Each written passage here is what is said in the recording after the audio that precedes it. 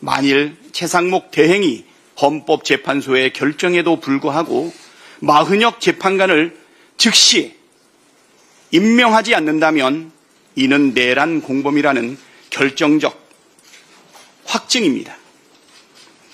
이번에도 책임을 다하지 않는다면 민주당은 비상한 결단을 택할 수밖에 없다는 점을 분명히 해둡니다.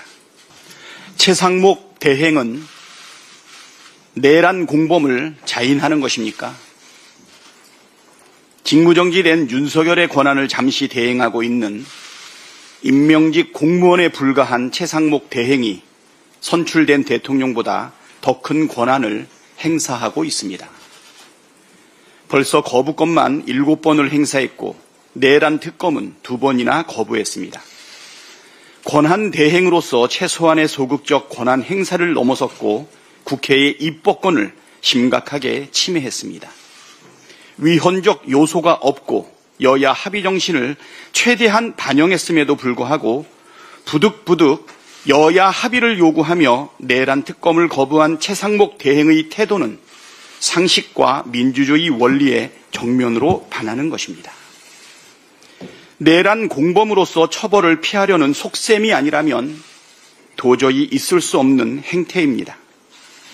12.3 비상계엄 선포 당일 윤석열에게서 받은 예산 문건 내용을 확인하지 않았다는 말은 새빨간 거짓말이었습니까? 지난 예산 시즌 막판에 예비비 2조 1,000억을 증액해달라고 저한테 왜 그리 집요하게 요구했는지 의문이 아니 들 수 없습니다. 특검을 거부하는 자가 범인이라더니 내란 특검을 거부한 최상목 대행은 내란 공범임을 자인한 것으로 해석할 수밖에 없습니다. 최상목은 헌법 위에 군림하는 특수 계급이 아닙니다.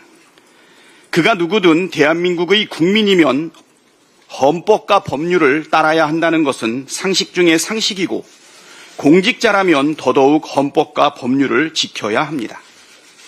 그럼에도 최상목 대행은 헌법과 법률을 지속해서 어기고 있습니다. 헌법상 의무인 국회 추천 몫인 헌법재판관 후보자 임명을 선택적으로 거부했고 법률상 의무인 내란 상설특검 후보 추천 의뢰를 하지 않았습니다. 이 행위만으로도 탄핵 사유입니다.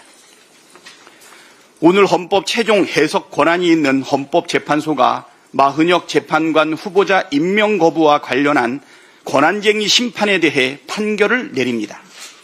헌법 취지에 비춰볼 때 마흔역 재판관 임명 거부는 위헌 결정을 내릴 가능성이 매우 높습니다. 만일 최상목 대행이 헌법재판소의 결정에도 불구하고 마흔역 재판관을 즉시 임명하지 않는다면 이는 내란 공범이라는 결정적 확증입니다. 이번에도 책임을 다하지 않는다면 민주당은 비상한 결단을 택할 수밖에 없다는 점을 분명히 해둡니다. 민주당의 경고가 허언으로 그친 적이 없음을 명심하기 바랍니다. 국민 여러분께서도 민주당의 불가피한 결단을 해량해 주실 것이라 믿습니다.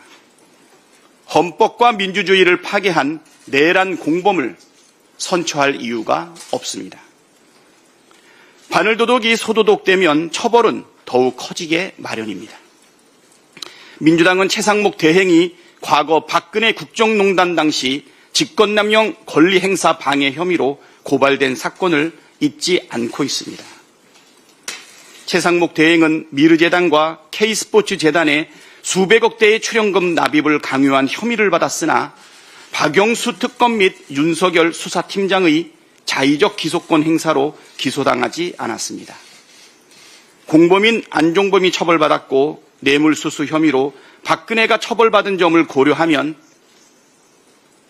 특검의 불기소는 이해하기 어려운 일입니다. 처벌받아야 할 사람을 처벌하지 않고 대통령실 경제수석과 경제부총리로 임명한 것은 최상목 대행과 내란숙의 윤석열이 긴밀한 유착관계이자 공범이라는 강력한 증거입니다. 최상목 대행의 범죄 혐의에 대한 공소시효는 여전히 남아 있습니다.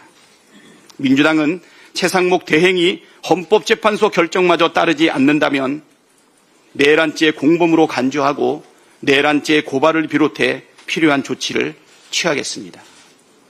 윤석열과의 유착 의혹이 있는 뇌물 혐의에 대한 법적 조치도 검토하겠습니다. 바늘도둑이 소도둑되면 더 큰 처벌을 피할 수 없다는 점을 명심하시고 국민과 민주당의 인내를 더 이상 시험하지 마시고 이 어려운 상황을 극복하기 위한 권한 대행의 역할을 충실하게 해주시기를 간곡히 부탁합니다.